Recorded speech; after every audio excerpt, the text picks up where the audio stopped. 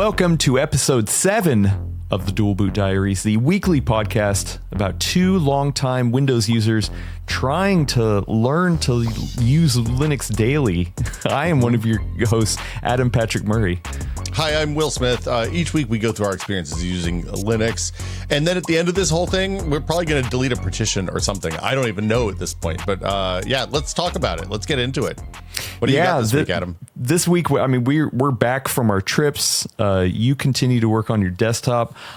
Just to be honest, I don't have a ton of stuff. Like I was actually in Arizona for a little bit longer than you were. Mm-hmm. So I did do some more.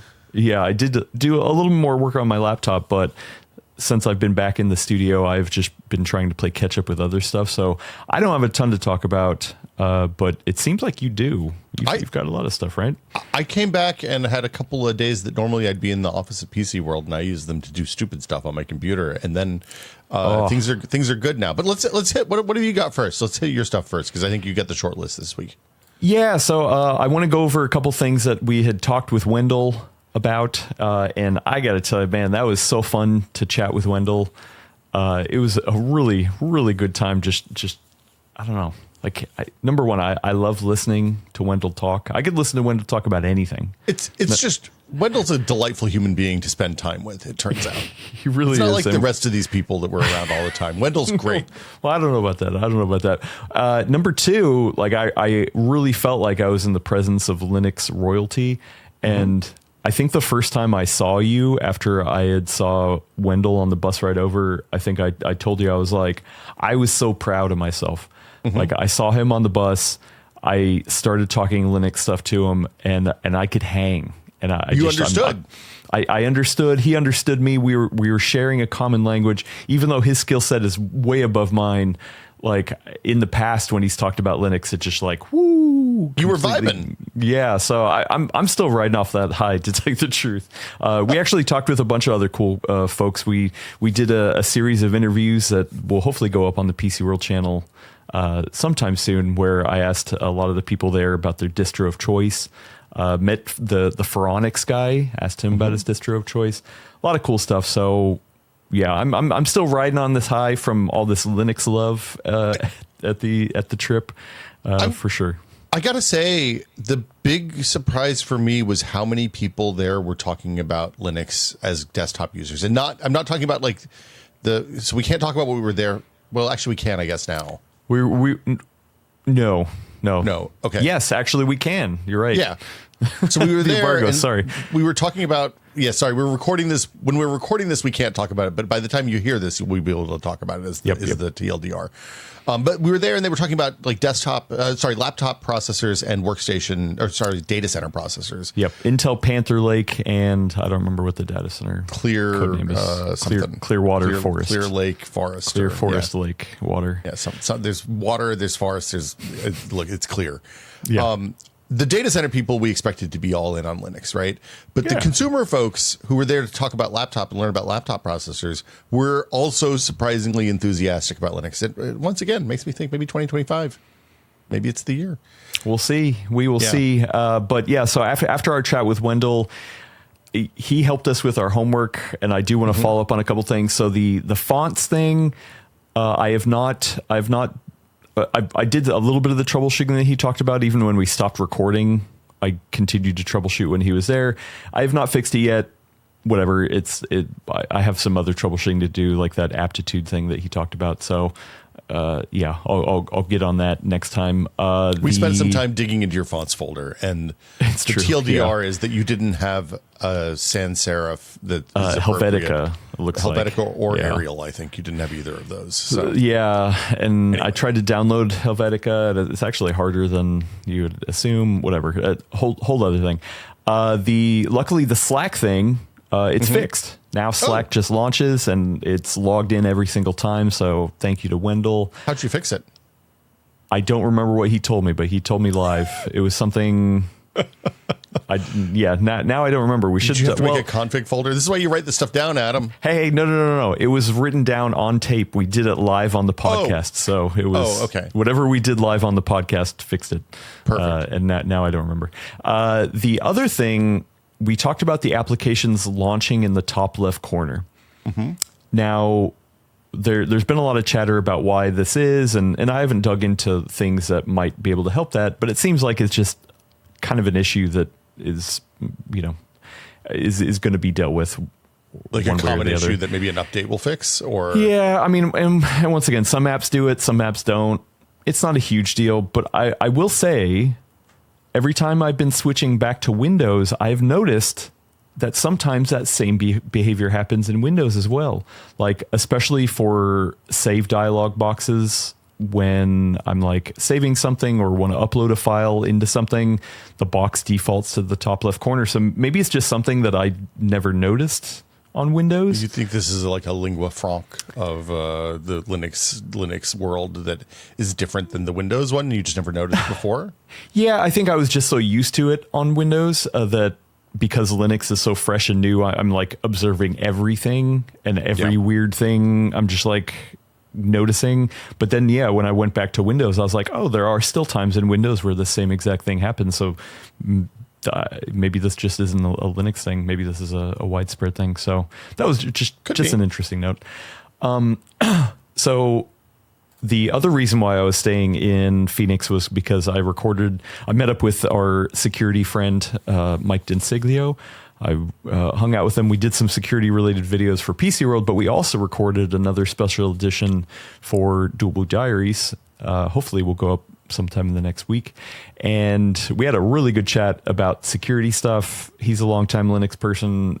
Real good chat. I'm excited about that. So thank you. There were some people who submitted questions, but yeah, there's some things that I want to do for my homework now after talking with him, but I'm gonna save some of that for spoiler talk. I'm excited to listen to that. I left Arizona by the time you got to hang out with Mikey, so it'll be fun for me as a listener. Yeah. Well, one cool thing that he did show me was a program. I don't know, an application. I don't know the best way to say it. It was a different terminal. Yeah. Okay. A different terminal, cool-retro-term. So essentially, it's like wrapping the terminal window in like a CRT filter, essentially. So you can have different types of CRTs.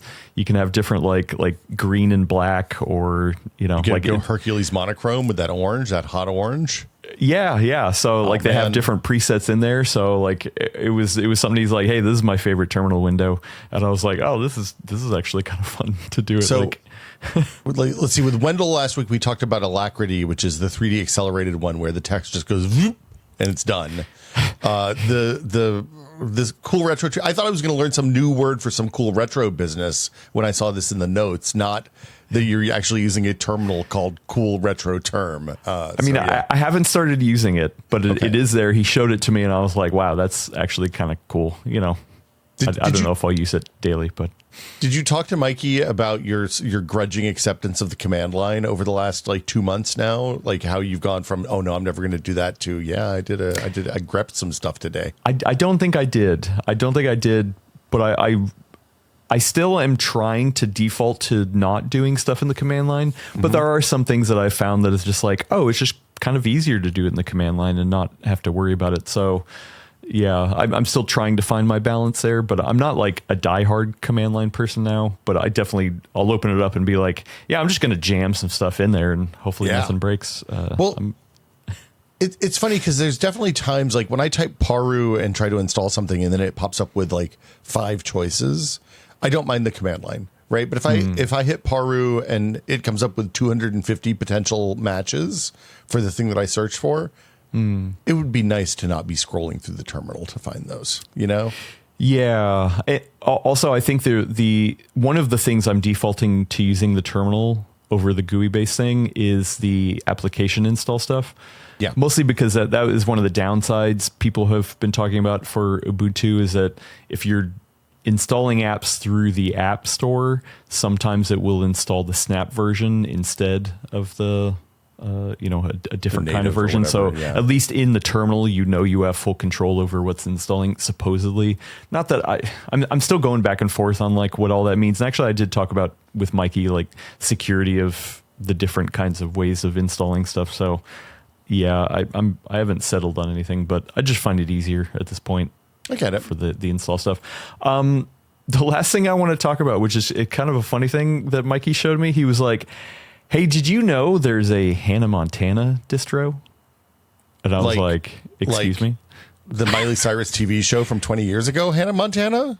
Yes. Yeah. If you search Hannah Montana Linux, you will find just probably some person who just wrote a version of Linux that has Hannah Montana.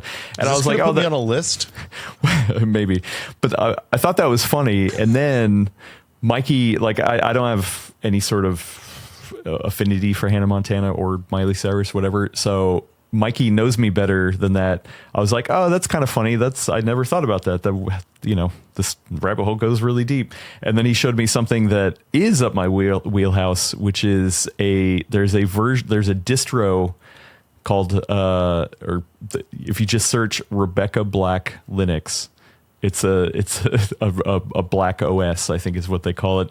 Rebecca Black, for those who don't know, did a very, very popular song called Friday. And when I used to work with Mikey, I was the guy every Friday who tried to sneak in some sort of like company email, a link to the video just to celebrate Friday. So it was pretty fun. That song's a banger. Anyway, I put it on my Ventoy stick. I loaded it up on my laptop and I was like, wow, I'll have to show you because like it's running, it's a version of Debian. And unfortunately you don't like load it up and the desktop is running Rebecca Black Friday on loop. I was kind of hoping for that.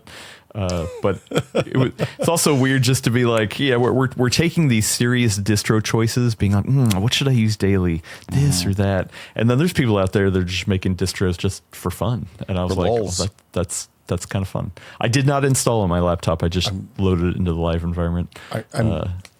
Look, I'm glad you didn't put the Hannah Montana / Rebecca Black version of Debian on your modern laptop. I bet that would go real good. Yeah. Well, we'll see. Who knows? I mean, who knows? Look, maybe I'm like, this is my daily driver now. This is finally where I feel like I'm at home. Where's the Selena Gomez Linux? That's what I want to know. She has Oreos. Well, that's the other Linux. thing. Maybe she does. I mean, if there's a Rebecca Black and a Hannah Montana, there's got to be a Selena Gomez one. This rabbit hole probably goes really deep, but I'm not going to go too deep yet because nope, that sounds crazy for me. Nope, no Linux, no Selena Gomez Linux according to Google, so we're safe on that front. Okay. Do you think Rebecca Black uses Rebecca Black Linux? That's my real question. Does she even know it exists now? Yeah, she's like a DJ. I mean, she still makes music. I don't. Who knows, man? If she's a Linux person, we got to find out. We got to have her on the show. I guess that's my new goal. Our show does drop on Friday. We couldn't put the song in the YouTube version, but we could put the song in the audio cut. And maybe that's why we do it on Friday. Yeah, there's no laws in podcast land. You could put any copyrighted stuff you want in a podcast. Nobody's ever going to find out. Oh man. Yeah. Okay. I need to explore this. The last thing I'll mention is that this was a work trip that was not high stress.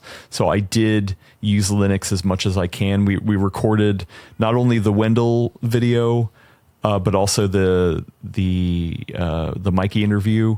I recorded it in Audacity in Linux. So we have 2 episodes now that have been recorded in Linux. It's worked great. I am going to say that in the notes you said recorded an Audition a couple of times, which is the Adobe software. God, so you still wrong. Stockholm syndromed there, buddy. Wrong. Yeah. Audacity is what I meant. Also, there's a new version of Audacity. I don't know if you heard about this. Yeah, they're teasing a new logo. Yeah. So I have feelings about the logo, but I haven't read enough to have feelings about the software. Open source. Yeah. We interviewed him on the FossPod. The guy who does who's in charge of Audacity now. It was an interesting conversation. It was a long time ago, though. Oh, I'll check that out. Yeah. Anyway, what the hell have you been up to, Will? Well, when we were talking with Wendell, I said I was going to do something stupid, which is just put NTFS. So, for quick reminder. Oh, there's a cat. Quick reminder, I had 3 SSDs in a big striped array through Windows. And that was a non-fungible situation. So people have had thoughts about this whole thing. it was a bad idea. Like I knew it was a bad idea when I did it, but I didn't want to, like, it was the right idea. It was the right thing to do at the time. And anyway, so now I have 3 separate 2 terabyte SSDs. One is the D drive, which I have named D's. The other one is games, which is mounted on D:/games. Okay. And then the third one is called Slowy McSlowerson because it has 2 lanes instead of 4 because the way my motherboard's set up. And it's like the stuff that I don't use that often, but I still need to keep accessible on the main PC and not on the NAS. So like okay. Big Unreal Ed projects, stuff like that I don't use all that often, but I still check into occasionally. So what did you end up formatting each of these drives? Because that was the big contention point. So there was a lot of conversation about this, and I read a ton of both stuff in the Discord and the YouTube comments. I talked to Wendell about it later on because he had some more thoughts later. Like I ended up doing NTFS and then using the NTFS 3G driver in Linux to access them. And I've done some interesting stuff with mapping user IDs in Linux to my user in Windows so that theoretically permissions should be the same across all of that stuff. That really only matters on the C drive because the other drives I don't use permission structure since it's a single-use computer. But it seems to be working so far to the point that I connected my Linux Steam to the to the games partition, to the games drive, and it mostly just works asterisk. Now, the asterisk is because games that have Windows versions and Linux versions, like Counter-Strike and Dead Cells, every time you boot to the other OS, it just switches the version of the installed version of the game. So it downloads the Counter-Strike executables for Linux or Dead Cells when you switch into Linux, and then it re-downloads the Windows ones when you download. And now I have infinite bandwidth. I don't have caps, so it's fine. I think probably what I'm going to do is set the games that have Linux versions on the Linux partition rather than on the NTFS partition, so that those don't cross. Oh, okay. I mean, is it just like, is it having to do a re-download of the whole game specifically, or is it able to do just the differences between the versions? It seems like it's just doing diffs because it's not. Oh, okay. I mean, I guess technically it probably depends on how the game's packaged. My guess is that I've never worked on a game that has a native Linux version, so I don't know how you package that. My guess is that you have the kind of data files, which are all the art and maps and textures and models and all that stuff, and are the bulk of the game, the game download in a separate package. And then you also, if you have a Linux version, you probably have just the Linux differences in a separate, what Steam calls them depots. It's basically like the way you package files up for Steam. And like, for example, if you have like a game that has DLC, you'll have each DLC will be in its own package, which has its own separate depots, and those kind of get layered on top of the install when you're doing installs. Anyway, so that's the minor problem. I haven't played a ton of stuff in Linux, but what I've played works really well. Like Megabonk is working great. I'm switching back and forth from the Windows side to the Linux side. Everything seems pretty groovy. And it has not bitten me in the ass yet, which is what the most common piece of feedback I got from users was this is a really stupid idea. It's going to bite you in the ass at some point. So here we go. We'll see how it goes. So there is a game that you've been testing that the embargo will be up by the time this is up. Battlefield, the new Battlefield 6, is that what it is? Battlefield that 6. requires secure boot. So what are you doing? Is it do you have secure boot on and your desktop system and it's all good, or? So I had secure boot off prior to this when I installed Cache, because installing Cache with secure boot on is basically the process for installing Cache is to turn secure boot off, install your Linux, and then if you want secure boot, you have to jump through some hoops and turn it back on. Okay. I never bothered to jump through the hoops and turn it back on, and I looked at the stuff in the Cache wiki, which is mostly for people using Grub and Limond, I think, Limond, whatever the two default bootloaders are. And I'm using Refined because it's pretty and it has nice icons and graphics and stuff. To the point that I think when you saw my laptop booting up when we were in Phoenix at one point, you were like, "Oh, how'd you do that? That looks awesome." It is really nice. I like that. Yeah, it looks very pretty. So basically, I found a guide on Reddit, which we'll put a link to in the show notes on the Arch Linux Reddit, that told me how to use a tool called SBCTL, I think. Yeah, so it's SBCTL, okay. And basically what that lets you do is sign your kernel.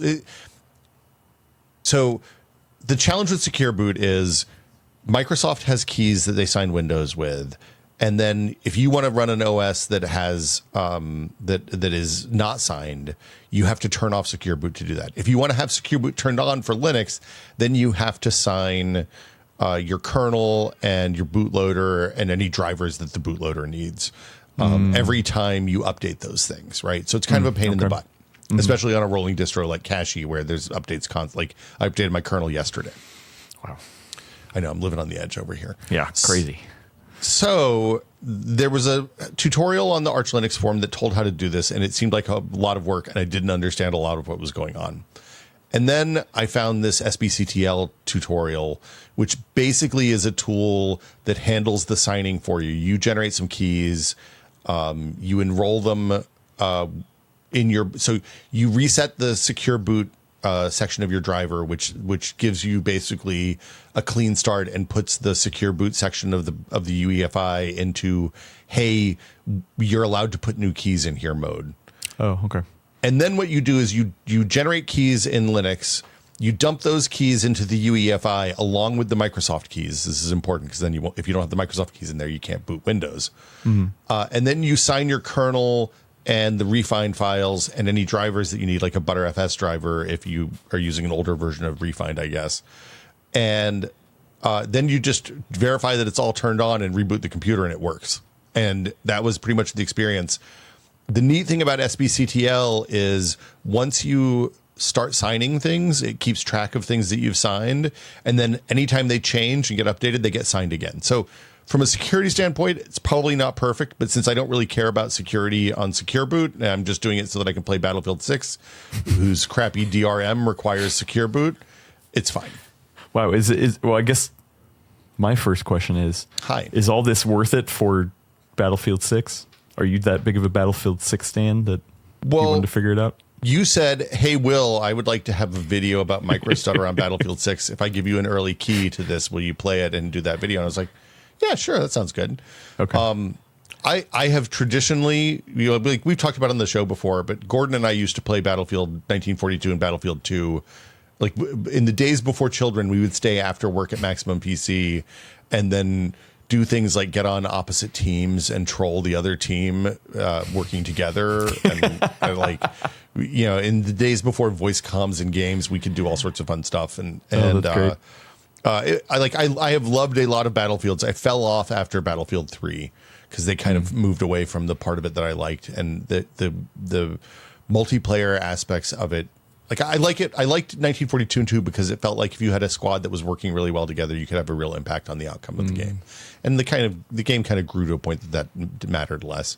The new one seems really good. It's there's a video up on the site now on PCWorld's channel right now about it, assuming everything goes well. Yeah. As soon as we hang up here, I'm going to finish doing that. But yeah, I enjoyed it. Is it worth jumping through the hoops of doing Secure Boot? No. There's also some like philosophical problems with Secure Boot in the open source community, which I haven't gotten into, but like Secure Boot's a Microsoft thing. In order to get keys that are signed and will work with Secure Boot, you have to you're using a Microsoft Ultimate Authority for that to happen, which feels antithetical to a lot of the open source choice nature of what we're doing over here in Linux world. But yeah, and of course the Battlefield 6 stuff won't run at all on Linux, so that goes without saying because of the Secure Boot, the DRM. And I did talk to Mikey about some of the Secure Boot stuff too, so look forward to that chat. I'm excited to see it. Yeah. So looks like you did some more futzing. I also learned about find, which I hadn't used. Usually when I wanted to find something, I'd do like an ls and then go to the root of the drive and do ls and do the thing that lets it search recursively through the whole file tree, and then grep the output of that to find the file that I want. And so you ls and then pipe and then grep. This is one of those places where Linux has 50 million things you can do. I learned about find. And find lets you start at any point in the file tree and then search everything downhill of that using. So yeah, it was super useful. So yeah. Anyway, that's it. I had to look for drivers. I had to look for the Btrfs driver to sign it, and it wasn't in the place that the tutorial I had said it was going to be in because I was using Cachy instead of Arch. Anyway, but I have been futzing. We talked a little bit about Hyperland last week with Wendell. I decided that Hyperland probably is not right for me just because I don't, the way I use computers and the way like a programmer uses computers where you're in the same three programs your entire computing life is very different. I'm always using different stuff. I'm kind of a hummingbird in terms of how I use computers. But I heard about this Neary thing. And so if Hyperland is a tiling compositor that gives you like desktops where you can have like 1 or 2 or 4 windows open at a time and you kind of switch back and forth between desktops and Neary is like that, but instead of limiting yourself to 4 windows, you just have an infinite scroll of windows that goes off to the right and left. Oh, this is the scrolling one. Okay. So you tried this one. So I tried it. I put on that Lenovo laptop that I took home to futz with, the futzing laptop. Okay. I was about to ask, like, did you just install this in place over Cachy or no. the KDE that you have on Cachy? Okay. No, the Cachy KDE machine is working reasonably reliably right now. Don't mess with it. I don't like it's my daily driver when I'm not sitting in front of the desktop computer. I'm not messing with it. But I tried Neary, and it was interesting because like where Hyperland, and especially though Marchy version of Hyperland was set up with a bunch of keyboard shortcuts and like the config files were all pretty well established, the Neary install that comes with Cachy is pretty bare bones. So you don't have a lot, like you can scroll left and right, but you don't have a lot of keyboard shortcuts to like bump things from half size to full size and all that. And you have to build that stuff yourself. It also, the other big difference about the tiling window managers is that they don't have desktops, right? So there's no desktop metaphor. There's no like application menu. You just type Alt and then space and then type the name of the thing you want to launch. So, and when you get down to Neary, it didn't even have things like system control panels. You configure your resolutions and refresh rates and stuff in a .text file in the config folder. So it's when I say it's bare bones, I mean it's bare bones in a way that I had not fully expected it to be bare bones. Like Omarchy and Hyperland have some config panels and have it, at the very least it'll open up a config script that looks like it's like a text mode GUI that runs in the terminal. So yeah, it was wild. Well, real quick to back up, but is Neary a desktop environment or is it a distro? It's a tiling window manager, I think is the technical term. Okay. Okay, hold on. It says it is, I'm looking at their GitHub right now. It says Neary is a scrollable tiling Wayland compositor. So, and somebody in, actually, I think my Twitch Discord said, Ed Adjner, who I think also shows up in the Full Nerd stuff sometimes, said that they use Neary with a package called Noctalia shell, Noctalia, which is a desktop system that works with Neary. So it's like a combination of, it picks up some of the stuff that KDE and GNOME and those kinds of more traditional desktops do for you. I haven't had time to actually install that yet. So that's my next. Interesting. I'm going to install that on top of the Neary Cachy install and see if that makes it a little more to my taste. But I'm like, conceptually, I really like this tiling window compositor, especially maybe not so much on the desktop where I have a couple of high resolution big monitors, but on the laptop where I'm using limited space and being able to kind of like push my work off to the side. That sounds kind of nice. Yeah, because I do wonder like what that would do. Like, does it scroll across your 2 monitors or like, or does each monitor have its own scroll? Well, as you might expect, it seems like you can set it up however you want. It's like, so if you have 2 monitors side by side, you can just make the scroll, 2 monitors wide. Mine are top and bottom, so that would be really weird because like stuff would leave one side and come up to the top. In that case, I think what I would do is have different scrolls on each monitor. So you'd have like, secondary apps like Slack and Discord and stuff like that on the top one, and then the main stuff that you're working in on the bottom one. And then the wild card for all of this stuff is that none of these are particularly well integrated with games at this point, especially with the Proton stuff that's happening in Steam. So it's maybe not a great solution for my desktop PC. Yeah. Well, yeah, and you definitely broke my brain of like the tiling and having it expand and all that kind of stuff is crazy, but also you just broke my brain talking about having no actual desktop. Like all you're doing is just seeing windows of applications at any one time. That is crazy.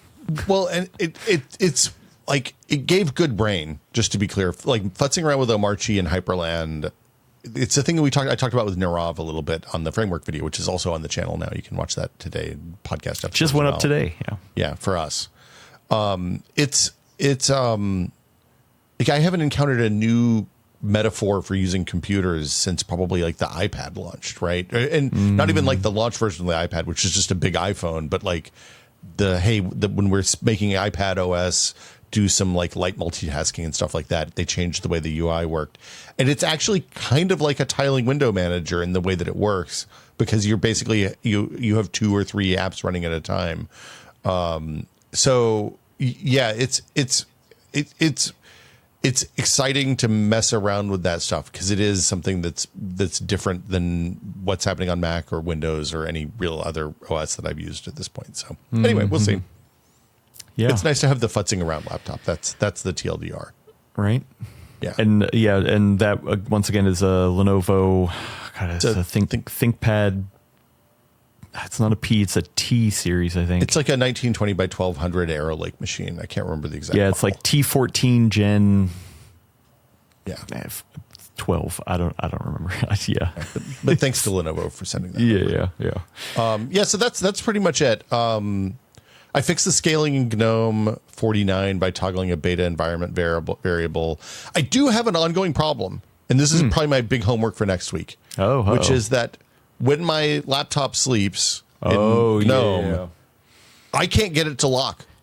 And I've done a lot of troubleshooting on it. So I would love ideas. I've looked at the output of the I can't remember the name of the process, but whatever the process is that handles that stuff, usually it says that you can lock the session. When I run the command to lock the session, it doesn't throw any errors. It just doesn't lock the session. And I mean, this may be a side effect of the stupid thing that I did, which was installing KDE or GNOME on top of KDE. I guess I could reboot and switch over to KDE and see if that fixes the problem. Yeah, I'd be curious. And this is something you noticed when we were away in Phoenix. You even talked a little bit with Wendell about it, but he didn't seem to have any like immediate answers, right? He said he was like, that's a complicated one, and was like, if you want help with it, post something on the message boards, which is good advice. Well, I mean, when it's complicated for Wendell, you know you're in trouble. Well, but so from the work that I've done and folks in the Full Nerd Linux channel and also the TechPod Linux channel have helped me with this at different times. It seems like it's not necessarily complicated as much as there's like a million places that this stuff kind of touches, and any one of those could be the place that something is weird. But the TLDR is that when I change the check mark in the GNOME settings app to say, hey, lock the thing when it goes to sleep, it doesn't do that. It just doesn't do that. Changing the different settings that are accessible to you there doesn't seem to do anything. I also am doing fairly regular updates on that laptop because my hunch is that there's some sort of bug in GNOME 49 which will update itself away. But anyway, we'll see. But to be clear, you're able to go up to the top right corner and lock it manually. It just won't lock when you close the lid of the laptop. So it's interesting you ask that. There isn't a lock button in the version of GNOME that I have. It just says switch user, shut down, restart. There's no like lock the screen button in GNOME that I can tell, unless it's some icon that I don't recognize. No, yeah. Yeah, and on Ubuntu. Nailed it. Yeah, love it. Yeah, like I'm able to just lock the user from up in that corner. So, but if you reboot it, it does present locked. you a lock screen. Yeah, right? yeah. Okay. Yeah. So when I log in, it's locked. When I turn it on, when I turn on the computer for the start of the day, it's locked. It's just the rest of the time that it's weird. Yeah, and that sucks for a laptop. Yeah, that's not what you want. No, it's bad. And so for a while, the reason it took me a while to realize this was happening, normally I would just roll the snapshot back to the time that I knew it worked. This laptop happens to have one of those Windows Hello Facecam login things on it. And I think that I thought that the Facecam was just really fast at logging me in, because it was at first. And then I didn't notice when it stopped being fast and just stopped needing to log me in at all. So anyway, stuff's great. Yeah. Linux. Oh, yeah. It's great. That's what's for dinner. Futs. Well, let's get into some more homework, because it sounds like that's a big homework for you. That's my big homework, is to figure out my problem with logging in. Yeah, and locking the automatic locking of GNOME. Okay. Yeah. I have a problem that I've run into. I showed it to you. I don't think we talked about it on the episode with Wendell. I don't think we did. No. Yeah. So one of the things that I'm running into on Ubuntu LTS version is that I'm getting notification, like in my dock, I have the little apps, and then I get little notification bubbles based off of like, oh, hey, Slack has 3 messages you need to read. Yeah. When I go over to Slack and read those messages, and I've obviously cleared reading those messages, Slack inside the window is showing me that there's no new messages. That bubble still retains, but it's not just Slack. It'll happen for Discord as well. Those are the 2 main applications that I keep open on my laptop, and it is so weird, because both of them, I'll make sure everything's cleared and there should not be any notifications, but it's showing the little bubble, and it won't. It clears at weird times. Maybe it's clearing it at like a time that I'm just not noticing, some sort of interval or something. But sometimes I'll look up and be like, oh, the notification is cleared now. Okay, that's weird. So I don't know if it's something about the dock icon not refreshing like quickly, but sometimes it does refresh. That one is it's not necessary, like your locking thing. That's a security thing. This is just like, wow, that's annoying. Oh, I have 3 new messages. And I go over and I'm like, wait, no, I don't. Oh, that was from earlier. Weird. Just to be clear, the app shows the messages as cleared, because sometimes I have a hard time clearing Slack notifications. Like I have a Slack message from Alex that's open right now that I have read 3 times, and I can't make it go away. It's just there. Oh, yeah, Slack. That happens sometimes for sure.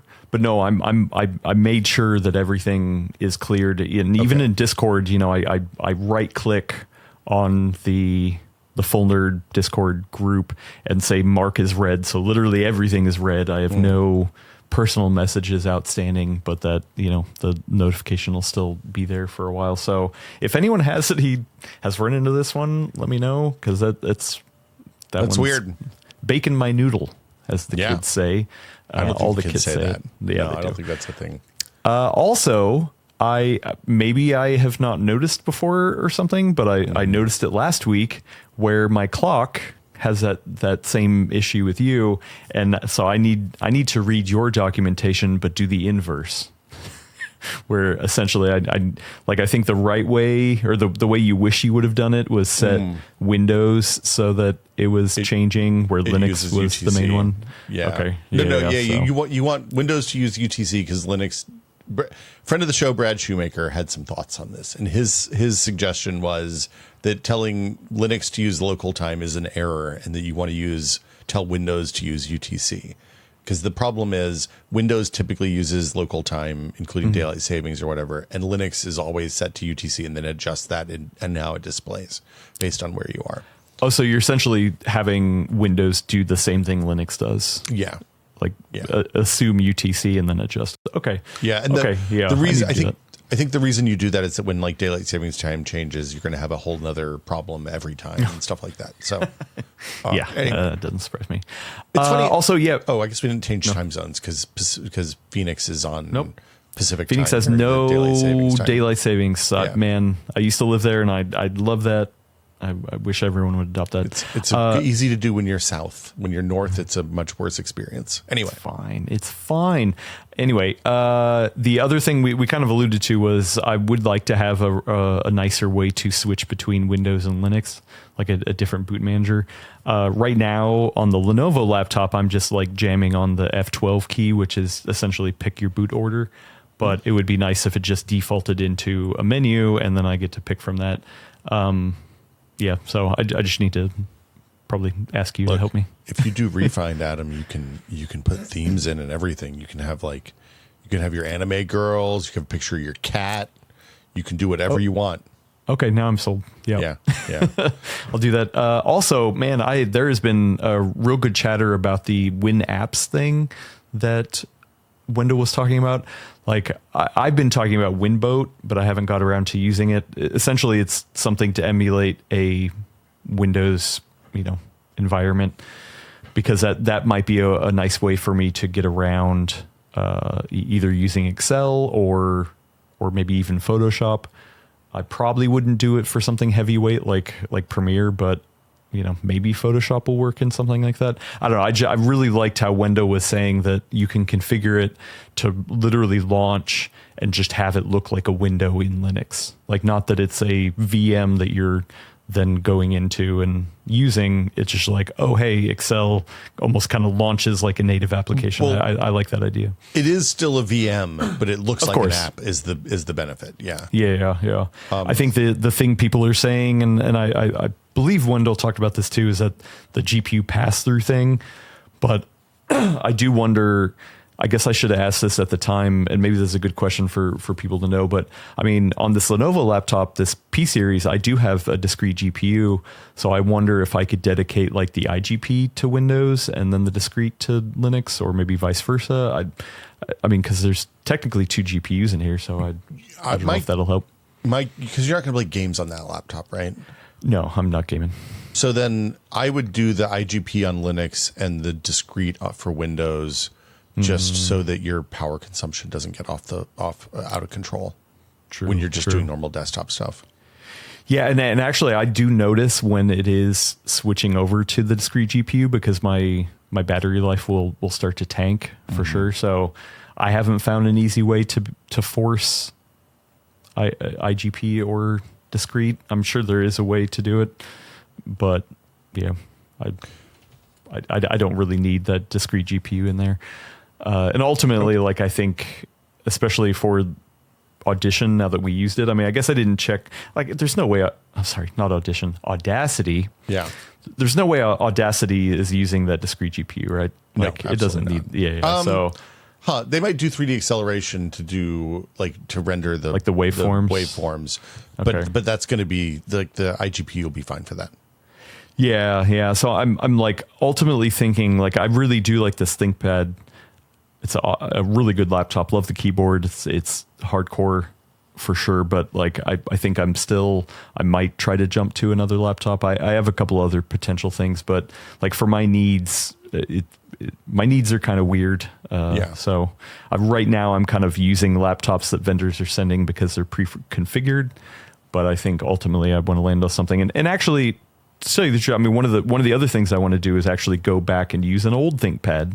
I talked about this before, but that is one of the great things about what we're doing here, is that theoretically you should be able to use old laptops that don't get Windows 11 support. So I do have some old laptops that fit that description that I want to switch to at some point. So that sounds good. That's good homework. Yeah. What do you got, man? Let's see. I'm going to, we talked about this before, I'm going to figure out that automatic locking thing, because I feel I am scared to carry my laptop out in the world when it is just like, open it up and everything's there. Yep. I'm going to install Resolve. So right now I'm in Windows because I'm doing that I'm literally in the process of editing that MicroStarter video right now. And my workflow for that all lives in Premiere, which it feels like a personal failing at this point. I need to get Resolve up and running. I probably need to actually buy a Resolve license because I don't have a paid. I'm just on the we don't do 3D acceleration for your video encodes version of Resolve these days. Or 4K. Yeah, you're limited to 1080p. I will say one of the nice things about Resolve is that you buy it once and you get that version for life. So Yeah. it's not a subscription. That feels nice because that's much better than spending $600 a year or whatever it is I pay for Premiere. Yeah. And then like I'm playing games on this desktop now, and it's 2 monitors, and it seems like a 50-50 toss up which game the monitor. Still. I think it might be based on where the cursor is. That's my current operating theory. I want to figure out why it launches on a particular window, and if I can manipulate that in a way that is not going to make me crazy. Because like once I launch the game and it goes the first time, it's fine. And a lot of games these days have a thing that says, "Hey, which display do you want to show this on?" And that's great. That works really well. But yeah, I would like it to just launch on the window that I want it to launch on, and then not have to fool with it. Is there do you know of a shortcut like in Windows where you can move around the application, like the focus of the application? Oh, like zoop it from one screen to the next? Yeah, yeah. Is there a? Do you know if there's any? I don't know about that. I bet there is. I bet you can configure it if there isn't. I bet there's a KDE extension or something that'll do that. Or, I guess the other thing I'm thinking of is like project, where it's like Windows key P to be like, oh, you know what, I want to extend or duplicate or, yeah. Well, so yeah, and my desktop PC is a little weird because when I'm streaming stuff, I have 3 monitors because my primary monitor is mirrored out to the streaming PC, which counts as 2 monitors, and then when I'm just desktoping and the streaming PC is turned off, it's just top and bottom. So I need them. Like I need the top and bottom to align the same on both configurations, and which is fine. Once I set it up, it's fine. But getting the games to launch on the right screen has been a bit of a hassle. So weird. Anyway, yeah, that's it. That's it for me though. Cool. That's another week down. I had this thought that we need to figure out what we're going to do over the holiday break, because typically we don't have episodes of the Full Nerd. The last 2 episodes of the Full Nerd of the year are always the best of the year, but then also predictions episode. I wonder if we should come up with some interesting end of year thing for this podcast. Well, I mean, I think one of them should be a celebration for the conclusion of the year of Linux 2025. Yeah, I like that. Yeah, maybe we I feel like we have not done as many questions as we wanted to in these first 2 months of this show. So maybe we do a dedicated questions episode occasionally, and that could fill one of those voids as well. Actually, good point. Yeah, we do continue to get good questions. So thank you. If you want to put in a question, there's a link down to the Full Nerd Discord in the description. You go over to that Discord. There is a channel called DBD Questions. Please only enter questions in there. If you would like to discuss any of those questions, right click on that question and create a thread to talk with the other people in there.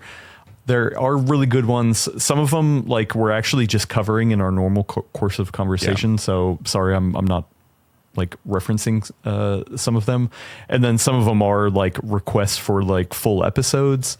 Let me see. I brought one up that Mad Cat recently put one in. Said I'd love to have a whole episode dedicated to virtualizing Windows. So like, yeah, we're still right now very much in like configuring everything and setting things up and trying to do homework and things like that. So I think things will switch, as we get further along. But I do like that idea of pausing every once in a while to do some questions. So yeah, and I mean, if not regular episodes, maybe we'll dump a couple in here and there because I feel like the weeks of enormous change are starting to slow down. And it's just becoming, hey, I'm finding 1 or 2 things a week that I want to focus on rather than, hey, I finally made the computer work the way I want it to work, right? Which is like tomato. One's a big thing, one's a little thing. I guess it's fine. Right. It's fine. Nice. All right. Well, thank you, Will. Thank you, Adam, for joining on this journey. I guess check back next week for your fix of Linux talk. Oh wait, nope, that's Full Nerd. That's the other show. Yeah, well, it still works.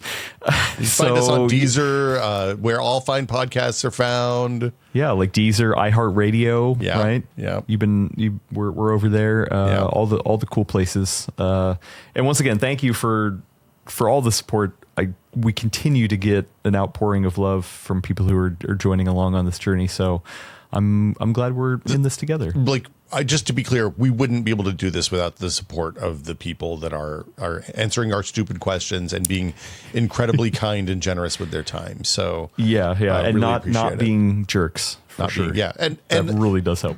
And like, not just to us. Like, I love going in the Linux channel and the Full Nerd Discord and seeing people that are helping other, like, people are coming in asking questions and they're getting help, and that feels so nice. It's the biggest. I think somebody asked in the channel what the biggest change we had over our expectations of this is, and that's it. It's that people are being incredibly inclusive and welcoming and friendly and helpful instead of telling us to RTFM and pound sand newbie. So shout outs to the listeners, because you all are awesome. I love it. Thanks, Will. Thanks, everybody, for tuning in. And we'll see you next week. Continue on with your Linux journey next time. Always be Linuxing. That's what we say here at the Full Nerd. Always be futzing with Linux. Yeah.